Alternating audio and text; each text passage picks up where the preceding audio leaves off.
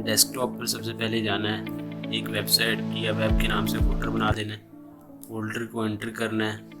यहाँ पर आपने जैसे index.html पढ़ी है, ये कैसे बनाई है मैंने राइट क्लिक करके न्यू पे जाना है, टेक्स्ट डॉक्यूमेंट पे जाना है, इसकी एक्सटेंशन यहाँ पे आपने इंडेक्स लिख देना है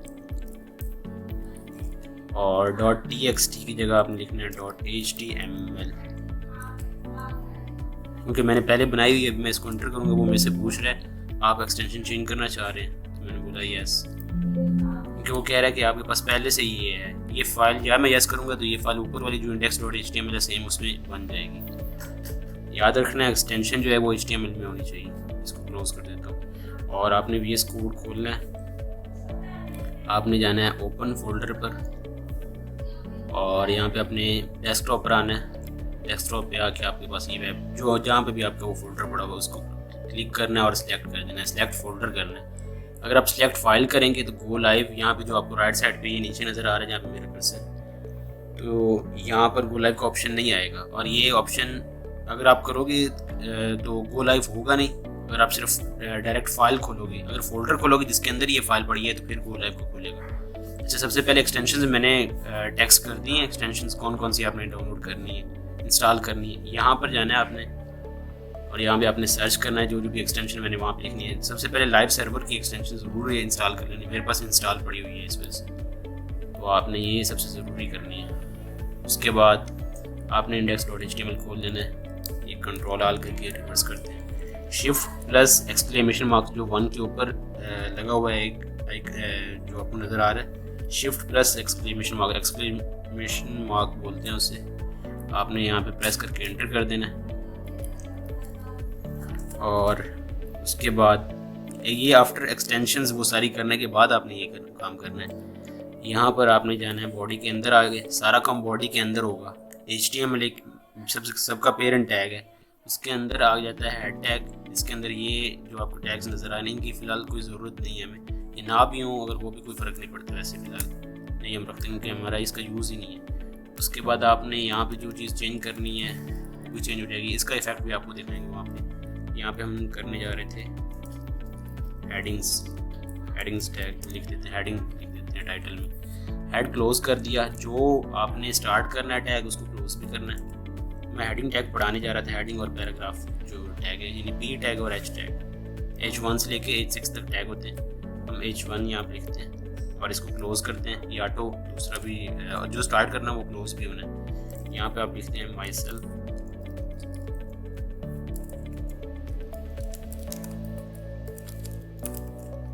माई सेल्फ लिखने के बाद ये कंट्रोल C कर दो, कंट्रोल V 6 तक है, हमने 6 तक लिखने हैं। H1 से लेके H1 के बाद H2 आता है, H2 के बाद ये H2 है क्योंकि उसको क्लोज भी करना है। H2 के बाद H3 आता है, H3 के बाद H4 आता है, H4 के बाद H5 आता है, H5 के बाद H5 के बाद H6 आता है। ओके हो गया। और ये H7 नहीं होता, बट H1 से लेके H6 तक होते हैं। अब हम यहाँ पे गो लाइव करेंगे।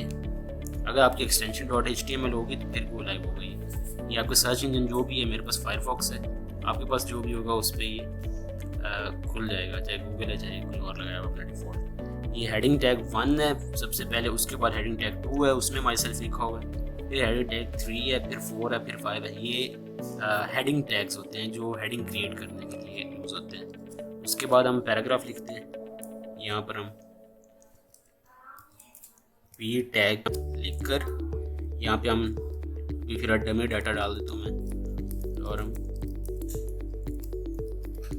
Lorem Epson. ये आपको जो नज़र आ रही है ये सारा इसमें चला जाएगा। तो हम देखते हैं क्या बना। ये लॉरम इप्सम भी, ये एक डमी डाटा भी आ गया। ये पैराग्राफ टैग है, ये स्मॉल में होता है। अब मैं चाह रहा हूँ H1 से H6 तक का तो आपको पता चल गया। अब मैं H1 पे दोबारा आ जाता हूँ, सिर्फ H1 और एक पैराग्राफ टैग लिखते हैं। माई सेल्फ को मैं स्क्रीन के सेंटर में लाना चाह रहा हूँ, तो मुझे क्या लगाना पड़ेगा, मुझे मार्जिन लेफ़्ट लगाना पड़ेगा। जिस तरीके से हम पेपर के ऊपर मार्जिन लेफ़्ट पे मार्जिन लगाते हैं, हम उससे आगे लिखते हैं ना, उतना ही मार्जिन हमें देना पड़ेगा। यानी मैं चाह रहा हूँ स्क्रीन के लिहाज से, मैं चाह रहा हूँ पिक्सल के लिहाज से भी दे सकता हूँ, और पिक्सल का मैंने वैसे लेक्चर में बताया था और ये आज मैं बता दूँगा अगर किसी को ज़्यादा इशू बना तो। यहाँ पे हम स्टाइल लिखते हैं, यानी मैं इसको जो हेडिंग टैग H1 है उसके अंदर जो मैंने स्टाइलिंग करनी है, जो मैंने उसकी ब्यूटी बनानी है कि मैं इसको चेंजिंग करनी है, स्ट्रक्चर को क्रिएट करना है उसको अच्छे तरीके से, तो मैं अब यहाँ पे लिखूँगा कि मैं माई सेल्फ को सेंटर में लाना चाह रहा हूँ। ये मैं उसको मार्जिन इतना दे रहा हूँ कि मार्जिन किस वाली साइड पे मार्जिन लेफ़्ट कर रहा हूँ, इस हेडिंग टैग को मार्जिन लेफ़्ट कर रहा हूँ, कितना कर रहा हूँ, स्क्रीन का जो 20% स्क्रीन का जो 40% हिस्सा है वो छोड़ दे, उसके आगे लिखा जाए। यानी अगर मैं बोलूँ किसी को कि मार्जिन लगाओ 40% पे, यानी एक पेज उसका जो विड्थ है, एक स्क्रीन है उसकी जो विड्थ 40% है वो छोड़ दो, उसके आगे माई सेल्फ आ जाए, तो ये आपके सेंटर में माई सेल्फ आ चुका है। इसी के बाद हम पैराग्राफ टैग में भी आ जाते हैं अब, और इसके अलावा पहले हम हेडिंग टैग भी रहते हैं। मैं और भी कंट्रोल कर सकता हूँ हेडिंग टैग्स, आपको पता है ये एक तो बोल्ड होता है, दूसरी बात ये इसका मैं लाइट वेट कर सकता हूँ, इसको मैं जो मर्जी करना चाहूँ कर सकता हूँ। अभी आप कहते हैं इसका वेट थोड़ा सा और लाइट बोल्डर हो जाए या लाइट हो जाए तो वो भी मैं कर सकता हूँ। ये होता है फॉन्ट जो अंदर लिख रहे हैं, फॉन्ट का साइज़ कितना करना है, एक्स लार्ज पे हम चले जाते हैं। एक्स लार्ज पे अभी इतना साइज नहीं हुआ क्योंकि हेडिंग टैग्स बड़ा था, इससे हम फॉन्ट का साइज़ करते हैं पिक्सल में देते हैं। एक तो हमें ऑप्शंस दे रहा है, ये इसमें काफ़ी ऑप्शन दे रहा है, लेकिन परसेंट के लिहाज से ऑप्शन दे पिक्सल पे हम जाते हैं, इसको पिक्सल के साथ करते हैं। इसको हम पिक्सल करते हैं 70 पिक्सल। आपने एक्सेल चलाया होगा या कोई और भी चलाया होगा, वहाँ पे आपने देखा होगा डिफ़ॉल्ट 70 पिक्सल तक होती है। ये देखें अब आपके सामने खुल के आ गई 70 पिक्सल की, जितनी उसने स्पेस ले ली। ओके, उसके बाद पैराग्राफ टैग को मैं स्टाइल देता हूँ, मैं कहता हूँ इसको मार्जिन लेफ़्ट दे दो, तकरीबन स्क्रीन का 20% हिस्सा छोड़ देंगे। सॉरी, ये हमने टर्मिनेटर, ये मैंने कल लेक्चर में बताया नहीं, ये टर्मिनेटर यूज़ करते हैं हम। हर इसको ना भी यूज़ करें भी ये काम चल जाएगा, ये परसेंट प्रॉपर लिखना था, ना भी यूज़ करें तो काम चल जाएगा। अगर इसको लिख भी दें तो ये एक अच्छी प्रैक्टिस है, आगे जाके इस्तेमाल का होना इसका ज़्यादा ज़रूरी हो जाता है। 20% उसने हिस्सा छोड़ दिया लेफ़्ट पे, मैंने खुद बोला इसको मार्जिन का लेफ़्ट 20% हिस्सा छोड़ दिया। ओके, अब इसने छोड़ दिया, तो अब मैं एक और लिख देता हूँ इसी के अंदर, कॉपी पेस्ट कर देते हैं, Ctrl+C Ctrl+V।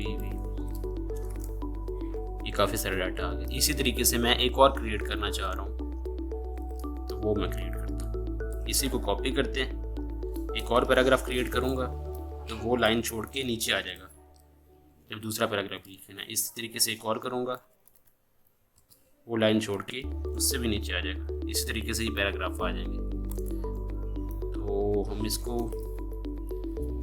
अच्छा, जिन जिन पी टैग को मार्जिन लेफ़्ट दिया गया है उनको सिलेक्ट कर लो। सिलेक्ट कर लिया, मैंने बोला अब इसके जो मार्जिन 20% है उसको 10% कर लो, ये सिलेक्शन हो गई। इसके बाद इस तरीके से और भी कर सकते हैं आप इसके अंदर। अब मैं कह रहा हूँ कि पी टैग के जो कलर्स हैं, ये मैं सारा इकट्ठा काम कर रहा हूँ, लेकिन ये काम हो रहा है सिर्फ पी टैग में। कलर्स यानी जो इसके अंदर इसके जो टेक्स्ट हैं, हर एक के टेक्स्ट कलर को चेंज करने जा रहा हूँ। इसके कलर को चेंज करते हैं हम, ब्राउन है, लाइट रेड है,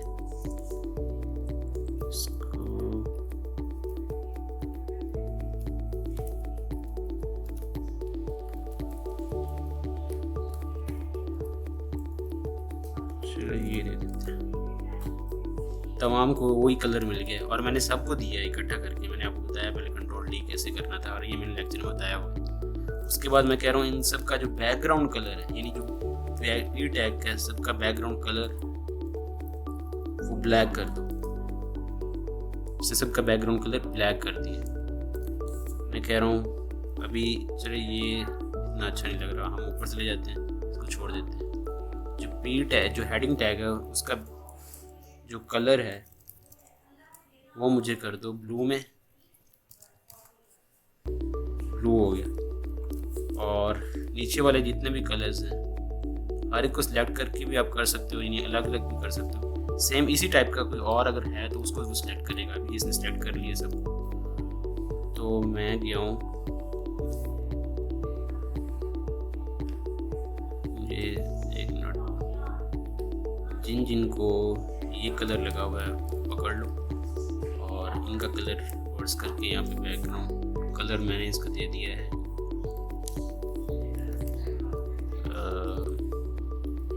वही अच्छा लग रहा है, ब्लैक ही, ब्लैक डिफ़ॉल्ट ब्लैक ही होता है, हम ब्लैक करते हैं हर एक को कलर ब्लैक ही। अगर मैं ये ना भी लिखूँ तो डिफ़ॉल्ट कलर ब्लैक ही रहेगा। टर्मिनेटर यहाँ मिलेगा। चलिए ये आपका बन गया पूरा एक पैराग्राफ है। मैंने माई सेल्फ पे आपको पिक्चर भी दी हुई उस टाइप का, मुझे एक ना माई सेल्फ पे ऐसे आपने दिखा देना, शोमेंट करवा देना। और तो आपका बस यही टास्क था, ये कंप्लीट हो चुका है। पीछे जो आपको वाइट वाइट नज़र आ रही है सारी बॉडी है, और मैं चाह रहा हूँ कि मैं बॉडी का कलर देना चाह रहा हूँ। बॉडी का कलर वैसे भी अच्छा नहीं लगेगा, वाइट ही अच्छा लग रहा है। और अगर मैं देना चाह रहा हूँ तो मैं इनलाइन, ये सारी इनलाइन स्टाइलिंग हो रही है, ये CSS कर रहा हूँ। जो भी आपको कलरिंग नज़र आ रही है, ये मार्जिन मैं दे रहा हूँ, एक ही टैग के साथ खेला जा रहा है। ये सारा CSS का कमाल है। और स्टाइल मैंने एक CSS का एक एट्रीब्यूट है स्टाइल, मैंने वो दिया है। अब स्टाइल के अंदर हम क्या लिखते हैं, स्टाइल के अंदर हम लिखते हैं बॉडी का जो बैकग्राउंड कलर है वो ये जोर में हो जाए। ये देखें अभी आपके सामने ये कंप्लीट हो चुका है टास्क।